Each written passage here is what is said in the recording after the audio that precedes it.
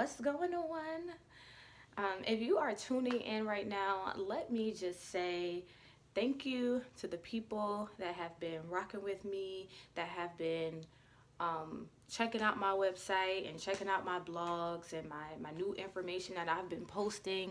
Carmelanin.com. I purchased this domain a year ago. I'll be coming up on a year from when I actually went live, June 19th. So I'm really excited about that. Time went by super fast. I can't believe it's about to be a year already. But thank you guys so much. I really appreciate it.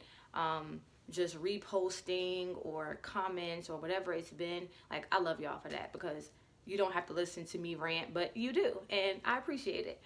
Anyway, today I want to talk about a very important event that is about to happen this week, which is called the Spring Equinox. Yay! So, I'm sure we know what the spring equinox is. Equinox meaning equal. This is when we know springtime is coming. We've already experienced daylight savings. This is when we kind of get an equal amount of time in the day and in the evening. This is where our part of the earth begins to tilt towards the sun. That means we're about to experience some longer days and some warmer days, because Lord knows this winter it's been a bit much. I don't know about for y'all, but it's been a bit much for me. Anyway, on a more spiritual and deeper level, the equinox also represents like renewal and rebirth. So there's a lot of changes that are going to take place. It's important that when we think about the things happening within the earth, we also think about those things within ourselves, because everything is one and everything is connected. You can't disconnect yourself from what's happening around you without realizing the parallels of what's happening and within you. So anyway,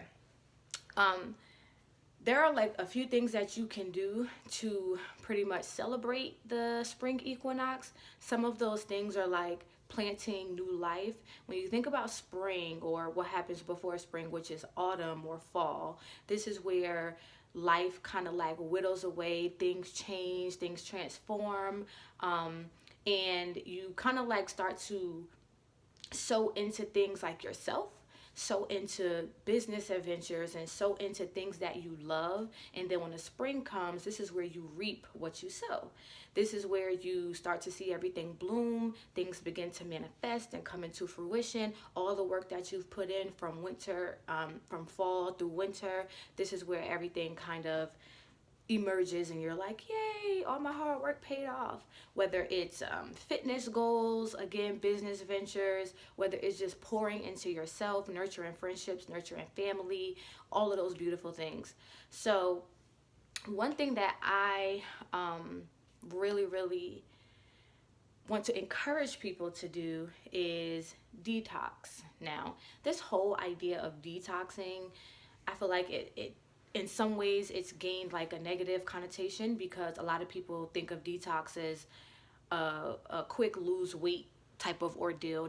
I'm going to do a detox, a cleanse, and I'm going to lose weight in 20 days or lose weight in a week. And that is not really what a detox is for. Now, you can do it for that reason, but it doesn't really benefit you if you haven't detoxed your mind or detoxed your heart and your soul and your spirit and all those things.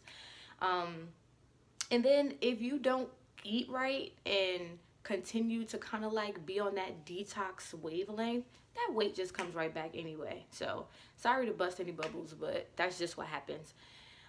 Moving on, detoxing is a lot more than just not eating food, or only drinking juice, or only drinking lemon water. It's a lot deeper than that. When you detox, especially around the spring equinox, it's kind of like spring cleaning, right? Like you're getting rid of all of the clutter, you're cleaning out your closets, and you're just removing old things that no longer serve a purpose in your life.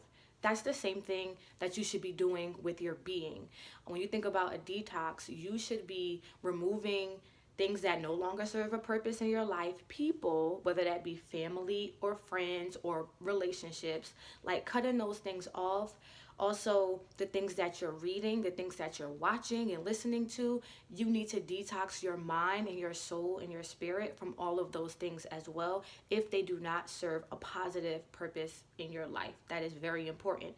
What you put into your body, whether it's food or music or things that you're watching on television, it plays a part in how you interact with people and how people interact with you throughout the day, throughout your life. So, um, detoxing with food is just one way to do that. So, I will be doing a 3 day cleanse, and I kind of wanted to talk about it a little bit, and I had some things here that I wanted to share with you guys.